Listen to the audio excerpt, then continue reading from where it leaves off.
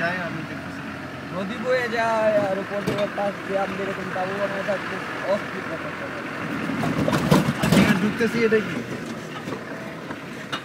এখানে নদীরই একটা পাশে একটা নদী পেলে ভালো হতো। হ্যাঁ নদী দিব আর কত কিছু দিব সব জিনিস একসাথে করে রাখতে হবে।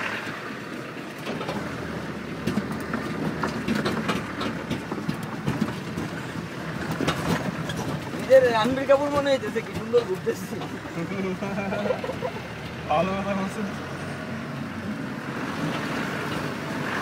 আজও তো রাস্তা হ্যাঁ একটা গাড়ি গেলে আটটা গাড়ি যেতে পারবে না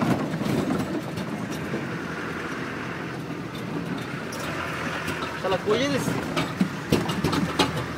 জঙ্গলে ভিতরে নিয়ে গিয়ে কি জলদস্যু গাছ বনদস্যু কাছে দিয়ে দিব নাকি? বুঝছেন এবার কি জন্য তেল নিছি আমি এক্সট্রা না কুইয়ে দিছি আমি জানি না